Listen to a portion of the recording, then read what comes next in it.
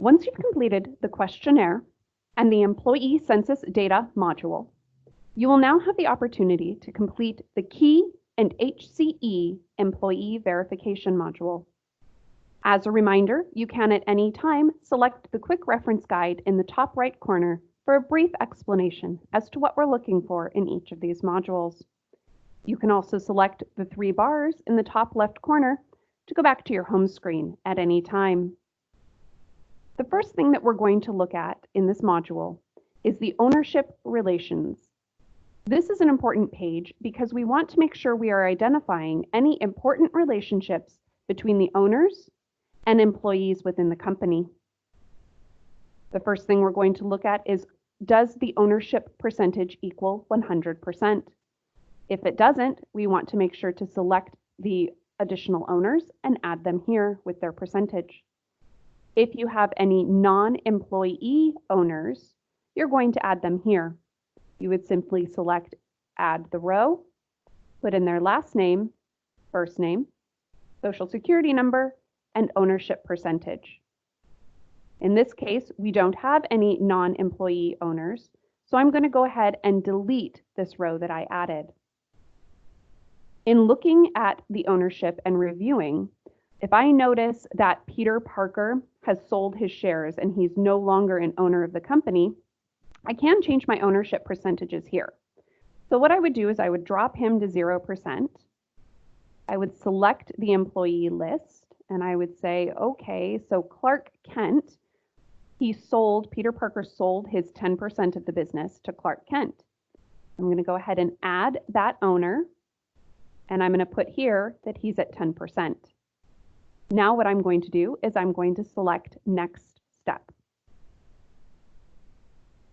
The next section of this module is owner relationships.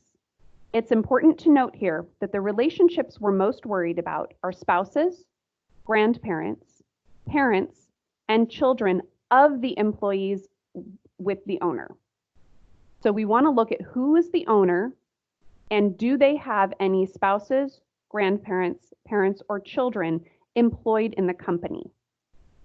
In looking at this page, we do see that Grumpy Dwarf, who is a 35% owner, has one family relationship. We're going to go ahead and double click on his name.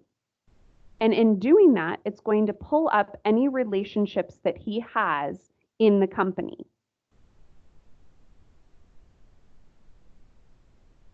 Sometimes this does take a second, but if you do double click on it, it will come up.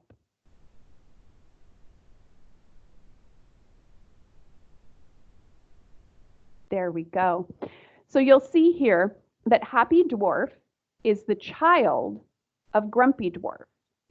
Now let's say Grumpy Dwarf had additional people that in the company that were employed that had a relationship with him.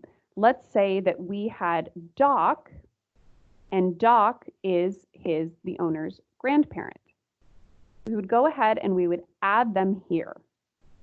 So we have Grumpy Dwarf, his grandparent works for the company, and he also has a child that works for the company. And we're going to go ahead and hit Submit Changes. You'll see here on the list now that Doc has been added as a relationship, but 0% owner. Grumpy, who's 35% owner, now has 2 relationships. You can click on Happy or Doc to see what their relationship is. So Happy is the child, so his parent is Grumpy. So that's how you can see what relationships we have on file. Now that we've reviewed and made sure that we have all of our relationships identified, we're going to go ahead and select Next Step.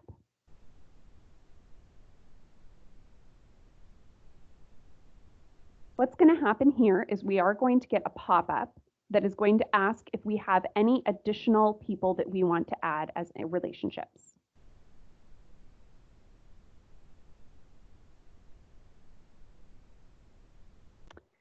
So it's asking, do you have any possible additional relationships? And the reason that these are coming up is because we do have an owner with the last name of Dwarf, and there are other employees with the last name of Dwarf. So this is simply a double check in our system to make sure that no possible relationships were missed. In this case, we know that no possible relationships were missed, so we'll hit continue, and we'll move on to the next section of the module. The final section is the review and submit. On this page, you can sort using these little arrows that you see next to each of these columns.